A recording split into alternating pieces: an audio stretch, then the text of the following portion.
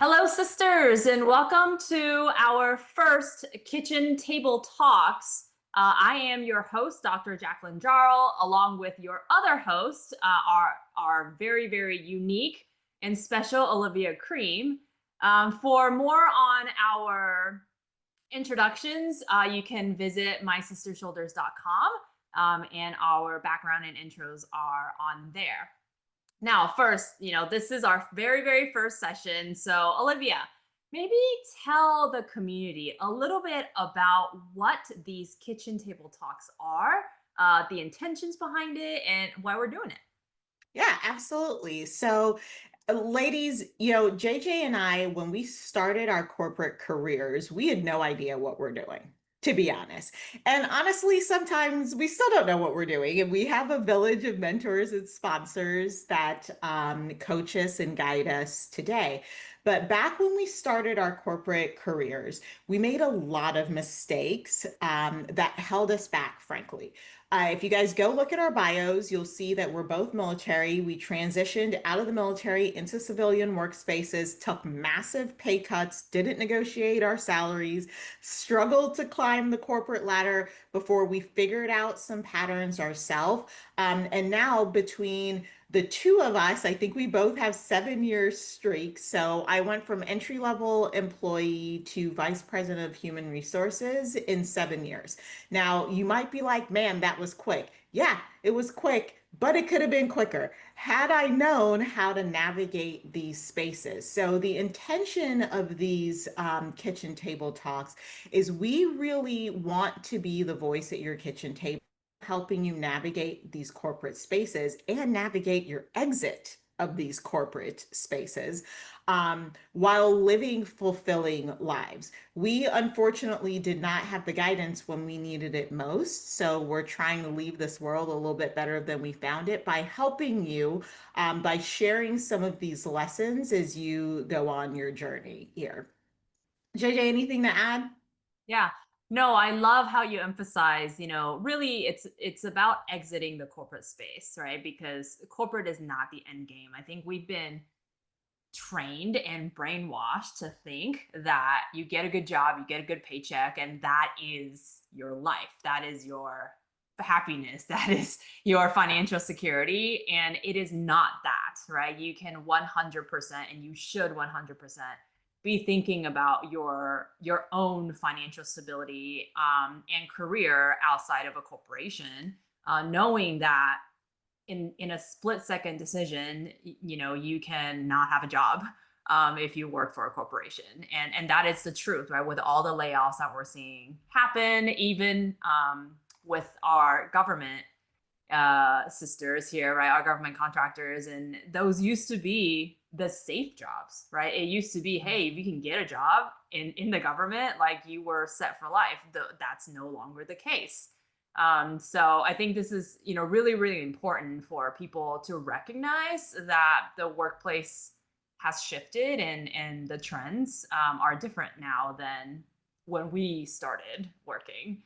Um, but yeah, so Olivia, talk to us a little bit about, what you're currently seeing just on LinkedIn, and maybe people who have called you for mentorship, right? And all of that. Like, what exactly is troubling people right now?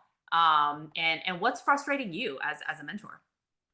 I love this question, and you guys probably saw my very cheeky little smile there because, oh, the realness is about to happen. All right, ladies. So here is essentially the crux of what I'm seeing on LinkedIn. I have noticed that there's a lot of us that are in corporate, whether it's former HR people or just professionals, coaches in general, that are giving a ton of advice on how to work yourself out of toxic workplaces, how to change your mindset, how to do something to save yourself from environments that are killing you. And then there's a whole other section of folks that are just sharing experiences of what other awful thing has happened to them in these toxic workplaces, or complaints about a horrible boss or a Karen boss or things of that sort. the complaining posts, and yeah, no matter how you guys want to spread it, how you want to repackage it, the posts are complaining. It's like, this awful thing happened to me, my workplace is terrible, my manager should but doesn't, I'm not where I want to be. They're literally complaining posts, have thousands of engagements, thousands of likes. It's being shed, it's being spread like a virus in my mind. Because at the end of the day, what's happening is people are getting a little bit of a dopamine hit to say, oh my God, there's somebody else suffering the way I'm suffering. Okay, great. All of the sufferers have found each other. Now what? Now what?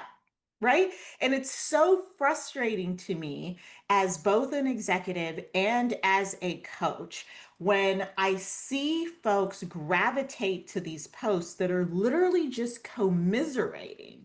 But then you ask them, okay, now, great, you're having this experience. Somebody else you know is having this experience. There may be hundreds of you having this experience. What are you going to do to free yourself?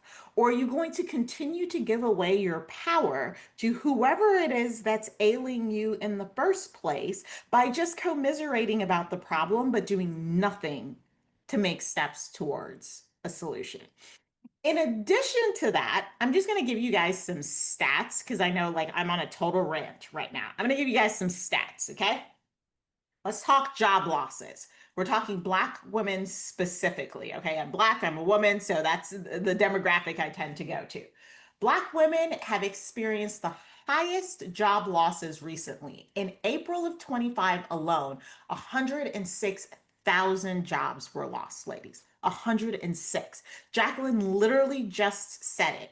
If you are relying on your corporate job to be the only source of income, you are setting yourself up for failure. It's in the data. We're not making this stuff up. We're just reading the markets. In addition to that, while Black women have historically had higher labor force participation rates, they continue to face systemic barriers to advancement and pay equity. Pay equity is still trash, ladies, okay? So many Black women are leaving traditional workplaces due to limited opportunities for promotion, also workplace bias and burnout. So those commiseration posts, yeah, you're right. This crap is happening. Now what, right? My question still remains, now what? And some studies suggest that Black women are disproportionately affected by layoffs and restructuring efforts. So let's put it all together, okay? 106,000 jobs lost, vanished, gone. The folks that do still have jobs are burning out, are facing workplace bias, are having a hard time getting promoted, which means you're not making any more money if you're not getting promoted, right? You're only getting your 2 to 3% merit increase per year if you're lucky, right? And then on top of everything else, you're getting disproportionately affected by layoffs and restructuring efforts. So if you have a job today, to JJ's point, you might not have a job tomorrow. But yet we still refuse to take this seriously and take our careers into our own hands by finding someone that can show us the light and show us the path to exit. Ladies, what on what on earth are we waiting for? What's happening? Right? Yeah. JJ, I don't know if you've experienced the same thing. Yeah, definitely. I mean, and to be completely honest, I think Asian, for those of you who don't know, I am of Asian descent. I'm a first generation immigrant. My parents are from Taiwan. Um, I honestly think the Asian population, I don't even know if there are any studies on this, right? Because we're like 4% of the population, just Asians in general, and then of course females are 50% of that. But I see this happening. Like I feel this happening, amongst women, all women of color. Obviously your study was specific to Black women, but Hispanic women, right? And Asian women. Like literally, I think we feel like in order to establish ourselves, to gain credibility, that we have to have better degrees and higher levels of degrees and a bunch of different things. We have to be better, right, than everybody else for us to justify getting the promotion and this and that. And honestly, I think a lot of it has to do with like the mindset in which you operate, right? And I always tell people this, like mindset is your control panel essentially, right? Um I can teach you like, and this is more on the financial side because that's, my expertise is financial freedom. I can teach you all the different tips and tricks. I can give you all the dashboards to track your numbers and all of that. But if you don't have the right financial mindset, you're not going to be successful in your decision making process. And I can't be there. It doesn't matter who your coach is or your mentor or whoever, right? They can't be there with you 24/7. They are not you. They do not live your life. So you have to have the right mindset in order to make the right decisions for yourself moving forward. Um, and I see a lot of posts nowadays too, right? Like everyone's talking about mindset. So people know that it's important, right? They know that it's the start to a great life, to a great career, right? To living what I call your ideal life, right? If money was of no object, how would you want to live your life? That's your ideal life, right? So people know that this mindset thing, right, is important. But I think and this is obviously a lot of this is from content creators. So all they're doing is looking for likes, looking for engagement. They're not actually teaching people anything, just like what you were saying on LinkedIn, right? I mean, and this is the same with like media, not social media, but media. Like you turn on the TV and they only tell you about bad things that are happening. Like no one ever talks about the good things because the good things don't, this is way back when, showing my age, but the good things don't sell newspapers, right? That's what people used to say. Like Yes. people are not going to pick up your newspaper when it's all like, yes, this person did this and ooh, we planted flowers here, right? Like they want, and it's like people get drawn towards these negative things, and now it's on social media, so people are posting about these negative things that are happening in their lives, and people are getting drawn to it. Well, guess what? You are the average of the 5 people that you hang out with most. So if you are online doom scrolling, right? This is a word, this is a term now. If you are online doom scrolling and all you're doing is liking and commenting on these doom posts, on these negative posts, you are literally infecting your mind with these negative comments and thoughts instead of going and saying, okay, where can I go to find and positively change my life? You're literally just over here saying, yes, yes, oh, so bad, woe is me, right? It's the woe is me attitude that's literally getting a bunch of engagement, a bunch of clicks, a bunch of likes, right? And things like that. Um, so really I wanna talk about mindset. Like people are like, oh, everyone talks about mindset. Like I actually saw a post recently that said, um, people can't worry about mindset if they can't even afford to put food on the table, right? And I was like, well, that is the most scarcity mindset post that I have seen in my life. Like, if, I am jumping out of my skin over yes, here. like literally, I was like, I cannot believe that people are posting this. And there were so many comments, right? Like, amen, I hear you. Like, literally, people are like, gravitating towards these negative comments, right? Instead Yeah, of it's saying, like yes, we want affirmation of how we feel, yes, right? Like yes, our brain is never going to look for evidence to challenge us out of that circumstance. So yep, because somebody else is living in scarcity, you're like, woohoo, I found a buddy. No, not yes, woohoo. yes. Anyways. No, we do not want to live in scarcity with other people, right? We want to live with a growth mindset. It's like instead of saying, oh, I don't have time to worry about mindset because I can't even put food on the table, why not turn that mindset into, how do I stop living paycheck to paycheck? How do I create a plan? What do I need to put in place so that I no longer have to worry about money? I don't have to be stressed about money, right? So that I don't have to worry about being able to put food on the table, right? It's literally you're talking about the same thing, the ability to put food on the table, but two completely different schools of thought. Oh my God. So I have to double click here. And sorry for the corporate jargon. I gotta lean in on this one because what you're talking about right now is absolutely mindset. Yeah. Now, I want to acknowledge two things before we move on. Yes, when you're on fire, it is very difficult to shift your mindset into something positive, and this is truly from a neuroscience perspective. This is reality, okay? When you're on fire and you feel like you're under threat because you can't pay your bills or you're at risk for eviction or you're trying to figure out how to feed you and your kids tonight, your brain interprets that as threat and it goes into threat detection mode. Let's just call it that and leave the scientific terms out of it. And what happens is it shuts down your ability to be innovative. It shuts down your ability to be creative. It shuts down your ability to be strategic. And you hunker down and you're just in self preservation mode. Okay. So that's why you crave the shots of dopamine that you get from somebody else in the same situation being like, man, this situation sucks. Yeah, it totally sucks, but it's not going to help you get out of it because right now your brain is doing this confirmation bias thing. Yes, it sucks. And when you say, yes, it sucks, your brain just feeds you more environments that suck. Now, to Jacqueline's point, if you can fight the scientific, the chemical reactions that are happening in your brain, and you absolutely can fight it.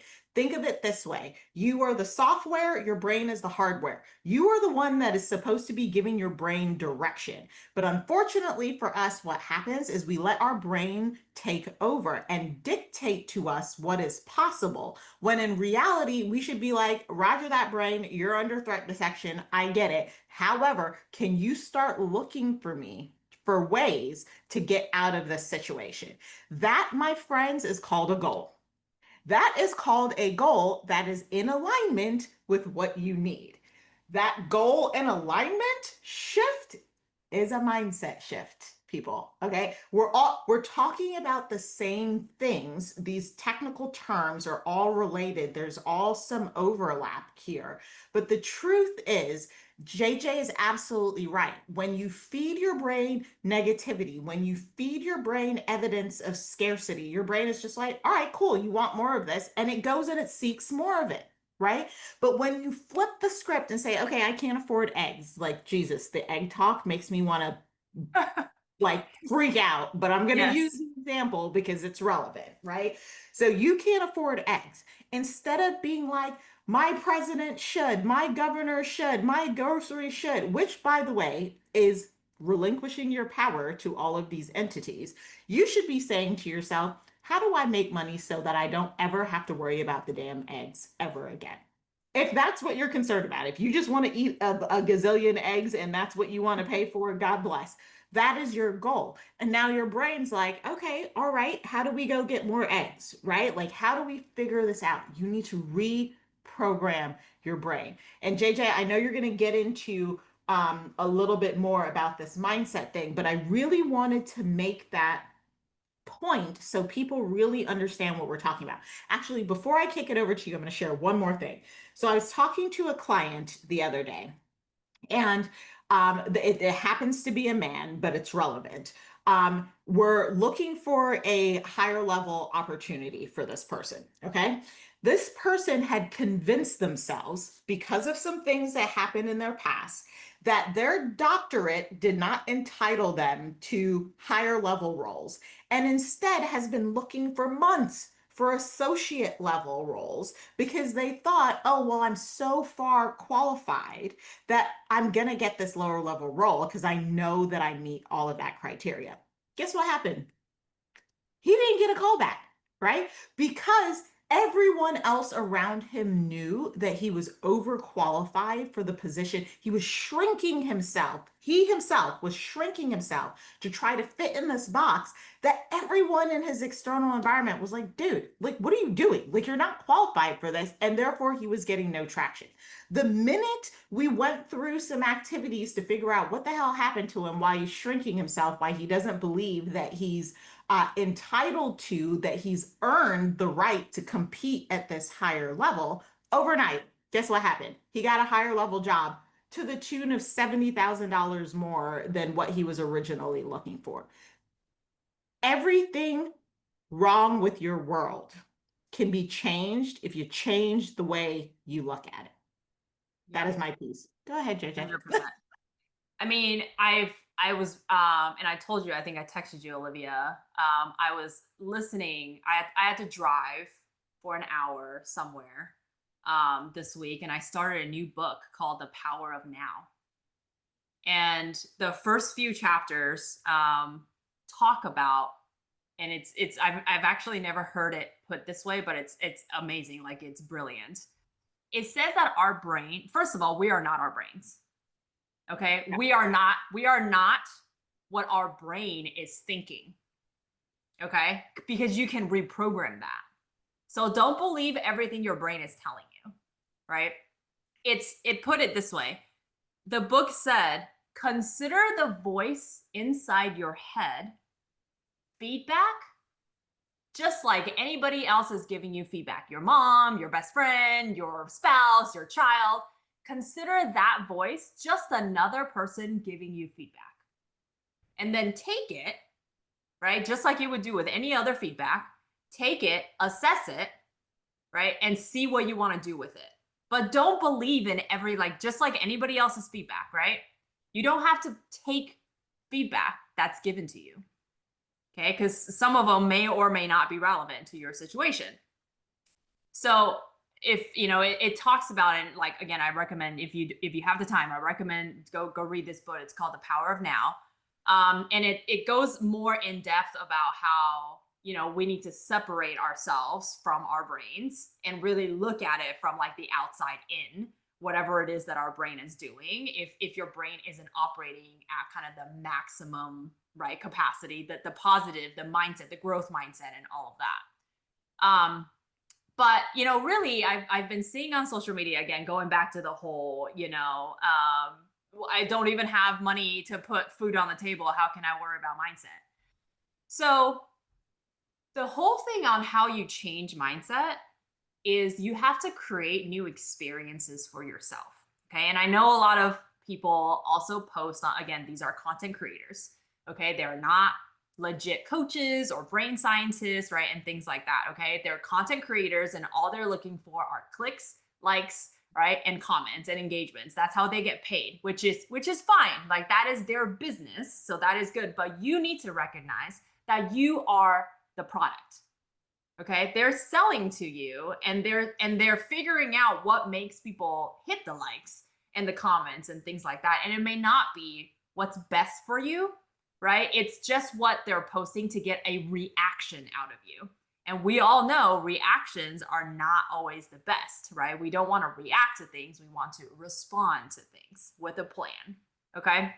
So, I see people, and they're saying, things like, can't worry about mindset because I can't put food on the table. Right. Well, if you continue to think that way, you're always going to put yourself in an environment where all you're worried about, all your brain is thinking about, is how do I put food on the table? Right? That's a very important task, but it's only one task, right? You have to look at it from a bigger picture, which is, how do I create experiences so that I myself believe that I can put food on the table? That is the change, right? From I can't put food on the table to I can put food on the table. Right? That's the mindset change. And how do we do that? And this goes for your career, right? I can't get a promotion to I know I'm going to go after that promotion because I know I deserve it and I will get it.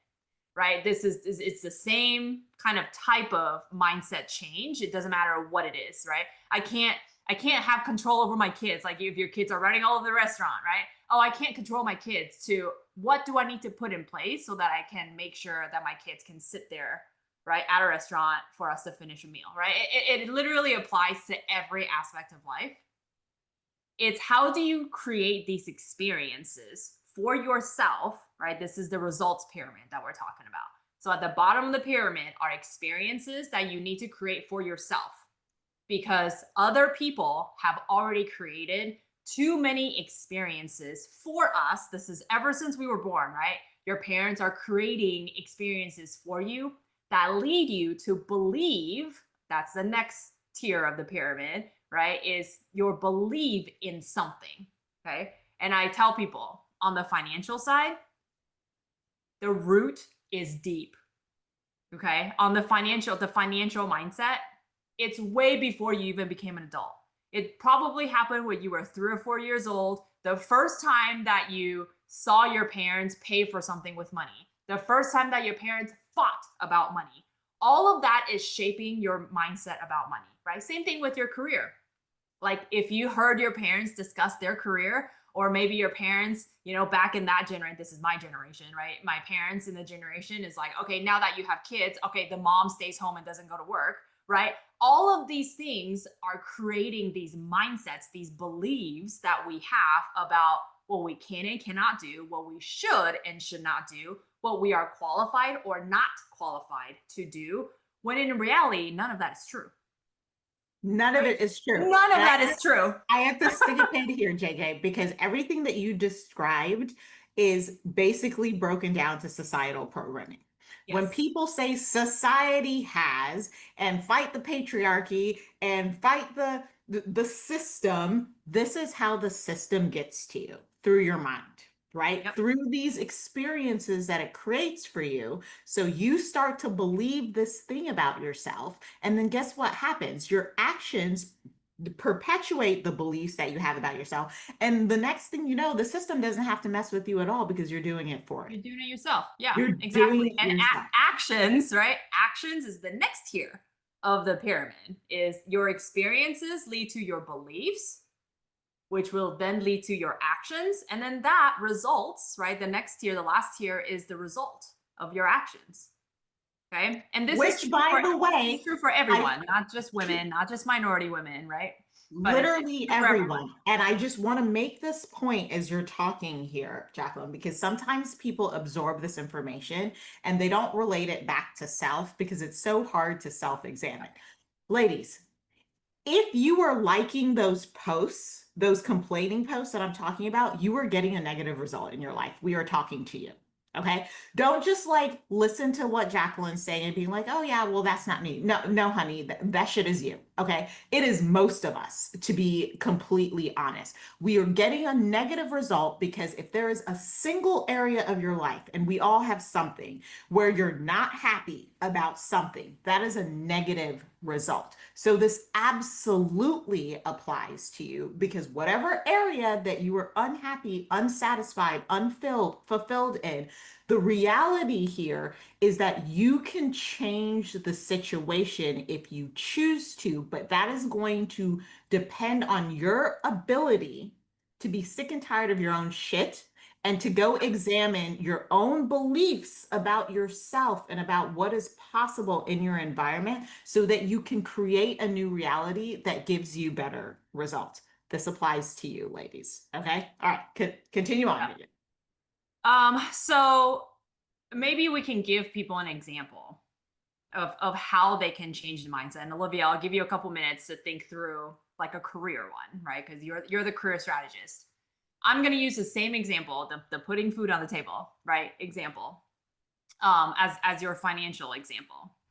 So ultimately, when people say I can't put food on the table, there's no root cause, right? And when there's no root cause, you can't solve it. Okay. So you have to figure out what the root cause is that's causing you to not be able to put food on the table, right? Do you live beyond your means? Meaning, do you spend more money than you make, right? And if that's the case, then you have to literally track how much you make and what you're spending. Okay. If the issue is income, then set the goal to have more income. Okay. But don't, I think what people do is when they set goals, like they don't actually look at the numbers when they set goals. Okay. Like for example, if you need, like right now, right? If you are spending like every month, you're putting expenses on a credit card because again, you can't put food on the table, right?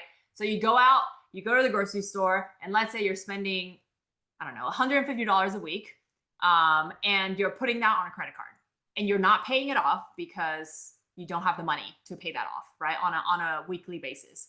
So you're paying the minimum balance every month.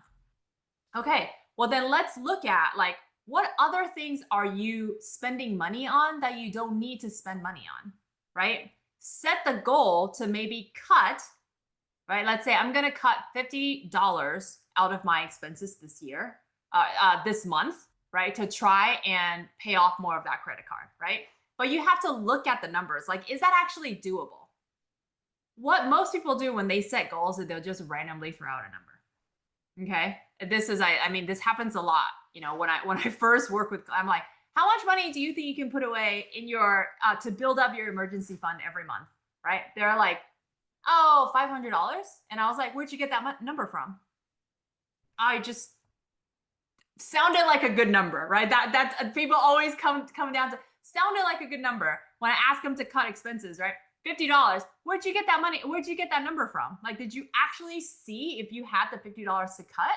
Or are you just randomly throwing out a number, which is going to lead you to not be able to hit that goal? And guess what happens when you don't hit that goal? It reinforces the negative mindset that you're bad with money, but you did it yourself. It's a self-inflicted wound because you set a bad goal that reinforced the mindset that you're bad with money, right? So it's like it takes so many levels of analysis to be able to figure out what is actually going on that most people don't do, which is why when people are like anti-budget, right? And when they set goals, they can't reach it. And then again, like, oh, I'm so bad with money. I have this bad relationship with money. I just overspend.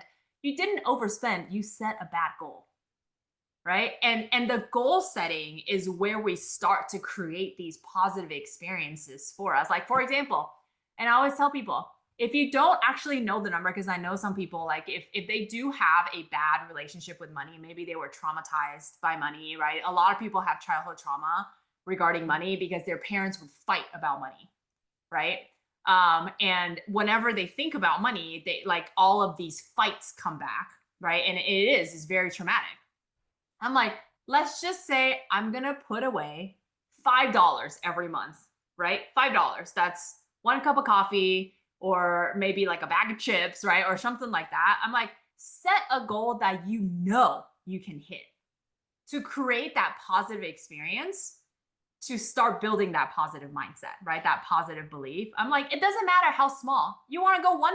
Put $1 as your goal, right? I'm going to put $1 into my high yield savings account every month, right? And then when you hit that, celebrate yourself. Celebrate the fact that you hit that goal, and then continue to build on that positive experience and that positive mindset. Right? I'm just So gonna that's the money I'm just piece. gonna chime in because people are hilarious. When we say celebrate, we don't mean go buy $500 Beyonce tickets. Yes. Yes. To be clear. Yes. Okay. Like take a bubble bath, right? Whatever. Like whatever it is, right? Like we don't mean that you have to spend money to celebrate. To celebrate. Yes. But you have to celebrate your own achievements. Even if it's just a pat on the back, right? Even like whatever it is, right? Maybe it's movie night, whatever it is, right? Like at home, right? You're like, I'm already paying for Netflix or HBO, whatever it is. Like, let's just pick a movie, let's make some hot chocolates, right? Or some s'mores or whatever. And then let's do a movie night, right?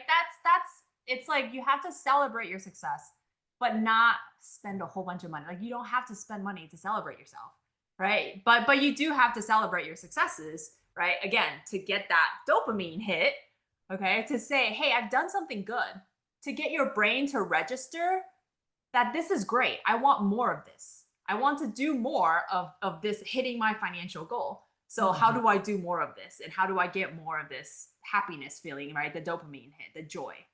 Okay. Now, Olivia, what about like a career example? Yeah, I'm just going to use myself. I have so many client examples, but I'm just going to use myself. And I'm going to go back to this concept because the way we set goals, it has a direct correlation to this mindset shift that I'm talking about. Okay, so like JJ said, my childhood was an interesting one. It's a story for another day, but I needed to escape my house. Okay, so the first career goal that I can even recall was I need to get out of my house and I need to be financially independent from my father. Okay. We'll get into why in further episodes, but that was my first goal. I need to get the F out of here and I need to be able to stand on my own 2 feet. Okay, great. That led me to the Coast Guard. The Coast Guard, for all the great things that it gave me, right? It gave me a college degree, no student loan. I got like a starter loan to start my adult life with like less than 1% interest. So it hit, for all intents and purposes, I hit my goal, right? What did I get from my tour in the Coast Guard? Crippling anxiety. Crippling anxiety, uh, uh, just short of PTSD, sleep issues, fibroids, endometriosis, and a whole host of other ailments brought on by stress. Okay. So I was not clear. Sure, I escaped my house, financially independent, again, hit the goal, almost ruined myself. It took me years to recover from the unintended consequences of not thinking that goal through. Okay, fast forward. I'm transitioning out of the Coast Guard and life happened. I met my husband. Again, the Coast Guard was not completely awful to me. There were lots of good there. But I also got a whole lot of negative because I wasn't thinking about it. Transitioned into the civilian workspace. This was in 2012. My goal at the time was I just need a job. I need to be employed. The United States is going through a recession. My belief was I am just lucky to have a job. What did that result in? I took a job for $50,000 less than what I was making in the, did you guys just hear me? $50,000 less after spending all that time in the Coast Guard, getting all that leadership experience, getting all that battle tested experience, all the engineering experience. And I took a $50,000 pay cut to transition into the civilian space because my goal was just to have a job, right? Again, mission accomplished, hit my goal, right? Got a job. But because I wasn't specific, I wasn't clear about what exactly it was that I wanted, I hit the goal, still failed at life. Okay. Now I'm mad. Now I'm sitting at this job. I'm sitting multiple levels lower than I should have been given my years of experience, technical experience, all the other things. I'm driving 50 miles one way in California traffic, you guys. It was as awful as it sounds. Like awful as it sounds. Okay. So I'm doing all of that. But guess what? I have a job, but I feel horrible. I'm not sleeping at night. I'm getting stuck in traffic. I'm feeling overworked. I'm overwhelmed. I'm like, my boss is this, my manager is this, and I'm not getting promoted, blah, blah, blah. And who did this? Who did this? I did it. I made all of those choices. And again, hit my goal, right? So, sometime in this time period, luckily for me, I had someone pull me aside and really start to talk to me about what is it that I want? Really? Like, obviously, I'm not happy. What is it that I want? And I was forced to sit with myself and say, you know what? What is it that I want? And then life happened again. My husband got promoted. He was still active duty Coast Guard at the time, and we needed to relocate. That prompted a career shift for me. But now I'm thinking to myself, okay, this is what I want. I need a job that I can work remotely. I need to make, I think at the time I was thinking like $120,000 to make it worth my time. I need to make at least $120,000. I willing to travel, willing to live out of a suitcase to do this, but I needed to be remote and I needed to make $120,000. My goals are getting more specific. Guess what happened? Found a job in HR, even though I knew nothing about the function. You guys, I was a military engineer. I didn't know anything about HR. That did not matter. I found a role in HR, a boss that took a chance on me because of how I presented myself and how I translated my skills to be a good fit for this role. I hit the $120,000 mark and I was able to work remote. Now, remember I said in my goal setting, I was like, oh, I'll travel, no big deal. Well, did that for a couple years, and sure shit, the traveling started to burn me out. I was getting stuck places. You know what air travel is like, and it started to burn me out. And I decided I cannot do this traveling anymore. I need something with less travel. And guess what? Now I'm more expensive because I have more years of experience and I've done a bunch of stuff. So now I want to make $190,000 a year and I want my travel to go from 50% to 25%. Guess what happened? hit that goal too. By now, I'm a senior director. I'm not even thinking titles, you guys. I'm just thinking how much money I need to make to hit my financial goals. The title came from HR. I don't care. You could call me Ronald McDonald for all I care. As long as I hit my financial goals, it did not matter. But the title tends to, from an HR perspective, align with the compensation. So you should not be focusing on titles, sidebar. Anywho, hit my financial goals. And then the last jump for me, right, was because I had a 10-year plan. Now I'm getting smarter. I had a plan. I want to retire in Jamaica. I want to retire in Jamaica by the time I'm 45. I want to retire in Jamaica by the time I'm 45, and I wanted to have X number of dollars in the bank, which means I need to make X amount of dollars now so that I could put away the savings so my 10-year plan plays out the way it plays out. You guys, guess where I am right now? In Jamaica, in my bee's house, living my most best amazing life. Do you see all this melanin popping? Yeah, I was not like this 6 months ago. I was fat and stressed, and my hair was falling out because I again did not learn my lesson about these goals. But I want to show you the evolution.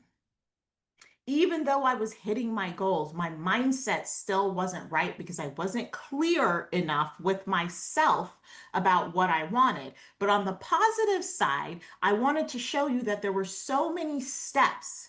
I went remote in 2015 when remote was not cool. Okay. Nobody was allowing people to go remote in 2015. I went remote. Okay. Even after that, going remote and reducing travel and making more money, society will tell you that that does not happen. It happened for me. Why? Because that's what I was focused on. And my brain was like, all right, dude, mission accomplished. Like, this is our mission. We're off to go get it. And it will figure it out. So, to JJ's point, and I know we're coming up on time here, you are one decision away from a new life. You are one better goal away from a new life. And it doesn't mean that you reach that goal and you check out. You're always going to check and measure. And when you hit that goal, you should think, okay, well, how do I fine tune this? What don't I like now? How can I make this different? The question you have to ask yourself is, what is it that I want?